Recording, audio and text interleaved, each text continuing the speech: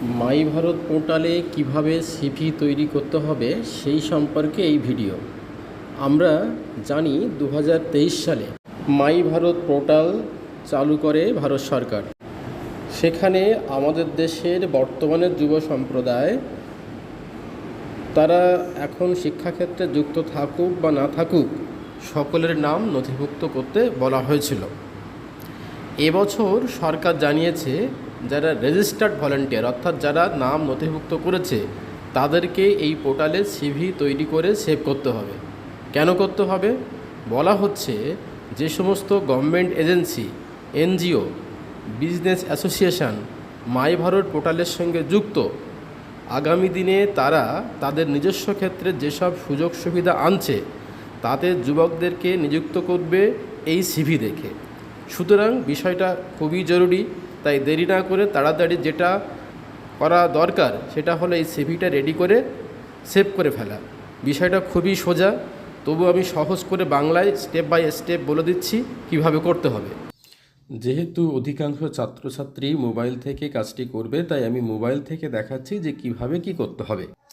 কাজটা করতে গেলে প্রথমে আমাদের গুগলে গিয়ে মাই ভারত বা মাই ভারত পোর্টাল এই কথাটা লিখে সার্চ করতে হবে। সার্চ করলে আমাদের সামনে ঠিক এই রকম একটা পেজ খুলে যাবে। যে পেজের ডান দিকের কোণায় দেখো ফোন নম্বরের পাশে পরপর 3টে দাগ রয়েছে। আমরা ওই যে 3টে দাগ রয়েছে ওই 3টে দাগে টাচ করব। ওখানে টাচ করলে আমাদের সামনে এই রকম একটা অপশান খুলে যাবে, যেখানে দেখবে ডান দিকে অনেকগুলো অপশান পরপর রয়েছে। এখান থেকে সাইন ইন অপশানটি আমরা চুজ করব এবং ওখানে টাচ করব। সাইন ইন অপশানে টাচ করার পরে এই পেজটি খুলে যাবে, যেখানে উপরে লেখা থাকবে enter mobile number or email address. আসলে আমরা যখন মাই ভারত পোর্টালে নিজেদের নাম রেজিস্ট্রেশন করেছিলাম অর্থাৎ নথিভুক্ত করেছিলাম, তখন যে মোবাইল নম্বর কিংবা ইমেল অ্যাড্রেস দেওয়া হয়েছিল সেটাই চাওয়া হচ্ছে। আমরা মোবাইল নম্বরটি দেব। মোবাইল নম্বর দেওয়ার পরে তলায় দেখবে I consent to terms of use ইত্যাদি লেখা আছে। ওর পাশে যে চৌকো ঘরটি আছে ওই ঘরটিতে টাচ করব। টাচ করার পরে নিচে সাইন ইন অপশানে আমরা টাচ করব। সাইন ইন অপশানে টাচ করলে আমাদের নির্দিষ্ট মোবাইলে একটি ওটিপি চলে যাবে এবং আমাদের সামনে এইরকম একটি পেজ খুলে যাবে। আমাদের ফোনে যে ওটিপিটি এসেছে সেটি এখানে বসে আমরা এবার লগ ইন করব। লগ ইন করলে যে পেজটি আমাদের সামনে আসবে, এইরকম একটি পেজ আসবে। সেই পেজের বাঁ দিকের উপরের কোণায় দেখো পরপর 3টি দাগ আছে, ওই 3টি দাগে আমরা স্পর্শ করব। এরপর যে পেজটি খুলে যাবে সেখানে দেখবে উপরে নিচে পরপর অনেকগুলি অপশান থাকবে। এই অপশানের মধ্যে একটি থাকবে সিভি বিল্ডার। এই সিভি বিল্ডারটি আমরা চুজ করে সেখানে স্পর্শ করব। এরপর যে পেজটি খুলে যাবে আমাদের সামনে, সেই পেজের উপরের দিকে দেখবে বাঁ সাইডের কোণায় লেখা আছে এডিট এবং ডান দিকের কোণায় লেখা আছে টেমপ্লেটস। আমরা এডিট অপশানটি সিলেক্ট করব। এডিট অপশান চুজ করার পরে আমাদের সামনে যে পেজটি খুলে যাবে তার উপরে দেখবে পিকচার। এই পিকচারে আমরা যদি টাচ করি তাহলে আপলোড করার একটা অপশান আসবে।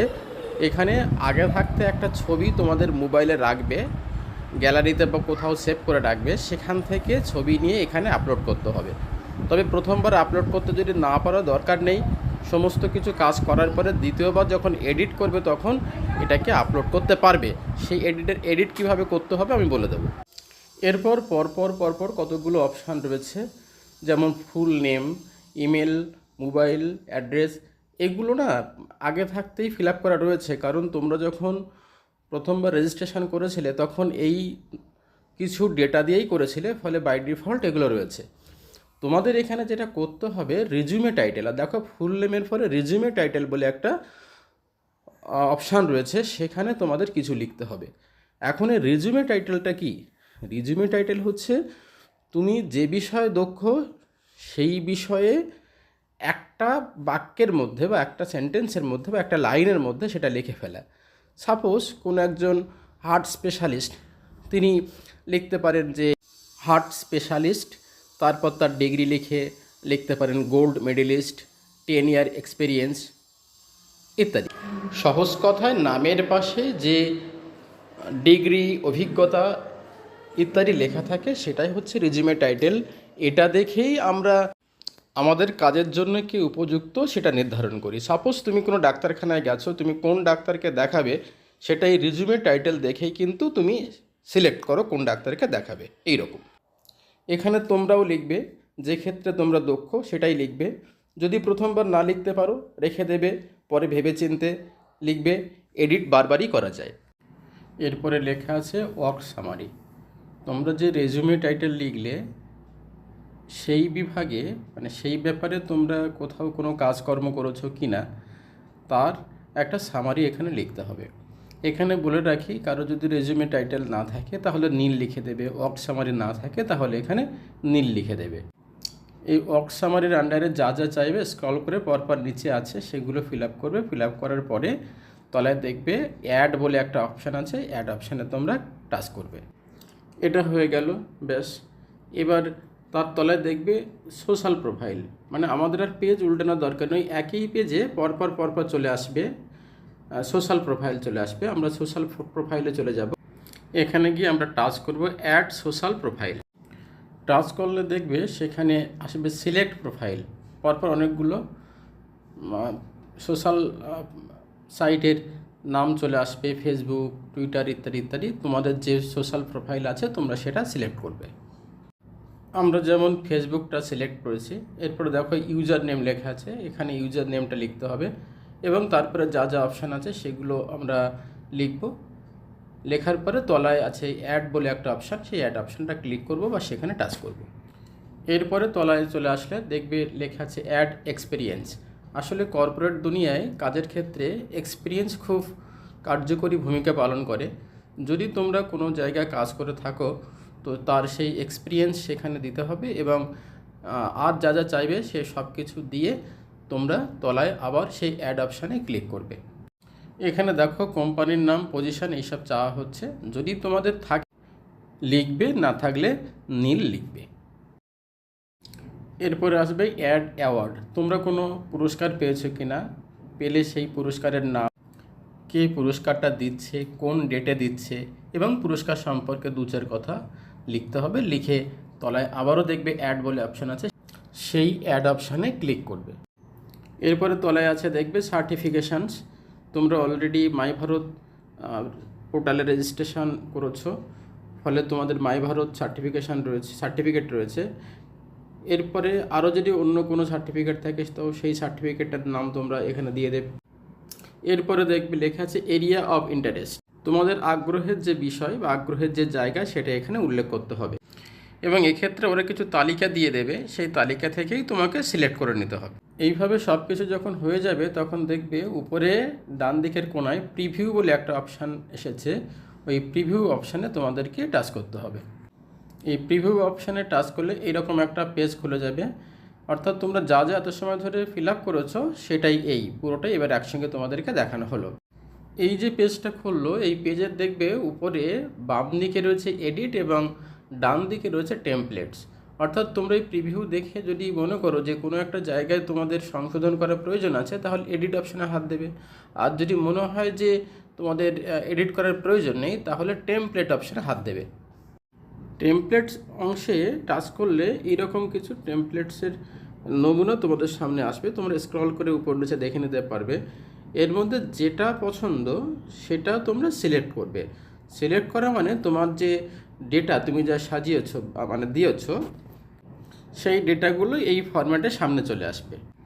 আমাদের পছন্দ মতো একটা টেমপ্লেট আমরা সিলেক্ট করলাম, করার পর এই দেখো আমাদের যে ডেটাগুলো সেইভাবে সাজিয়ে সামনে চলে এসেছে।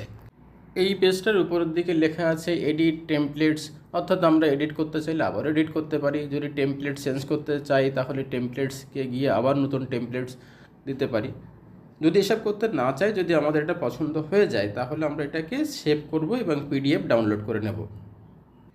সেভ করার জন্যে নিচে ডান দিক থেকে দ্বিতীয় অপশান, ওইখানে হাত দেবো আমরা। এখানে হাত দিলে সেভ হয়ে যাবে। আর তারপরে এটা পিডিএফ ডাউনলোড করার জন্যে আমরা দেখবে ডান দিক থেকে প্রথম অপশান পিডিএফ, এখানে হাত দেব। হাত দিলে পিডিএফ ডাউনলোড হয়ে যাবে। ডাউনলোড হয়ে পুরো পেজটা তোমার কাছে চলে আসবে, তুমি দেখতে পাবে এরকম একটা পেজ। এবারে বলে রাখি, সিভি কিন্তু প্রতি মুহূর্তেই চেঞ্জ হয়, তোমার অভিজ্ঞতা বাড়বে, তোমার ডিগ্রি বাড়বে, ফলে সিভি প্রতিনিয়ত পরিবর্তন করতে হবে, চেঞ্জ করতে হবে। এবং চেঞ্জ করতে হবে কি করে? এডিট অপশানে গিয়ে। আমরা কি করে এডিট করব সেটা দেখিয়ে দিচ্ছি। এডিট করার জন্যে, মানে পরবর্তীকালে এডিট করার জন্য তোমাকে এই মাই ভারত পোর্টালে গিয়ে লগ ইন করতে হবে। লগ ইন করার পরে দেখবে তোমার সামনে এইরকম একটা পেজ খুলে যাবে। এই পেজে দেখো ছবিগুলোর নিচে লেখা আছে আপডেট সিভি। এই আপডেট সিভিতে গিয়ে তোমাকে সিভি যখন যেমনটা হবে, পরিবর্তন হবে, তোমার ডিগ্রি ইত্যাদি অর্জন হবে, এক্সপিরিয়েন্স বাড়বে, সেই মতো এটা কিন্তু পরিবর্তন করতে হবে। আরও একটা কথা বলে রাখি, এই সিভি শুধু ডেটা নয়, এটাকে দেখতেও সুন্দর হওয়া দরকার। এই জন্য টেমপ্লেটস চেঞ্জ করা দরকার, কিংবা কালার পরিবর্তন করা দরকার। যদি তোমরা ডেস্কটপ থেকে করো বা ল্যাপটপ থেকে করো, দেখবে সেখানে আরও অপশান কিছু পাবে, কালার চেঞ্জ করার অপশান পাবে। সেই কালার চেঞ্জের অপশান থেকে তোমাদের লেখাগুলোর কালার চেঞ্জ করতে পারো, ফন্ট চেঞ্জ করতে পারো, দেখবে সেই চেঞ্জের অপশানগুলো পাবে।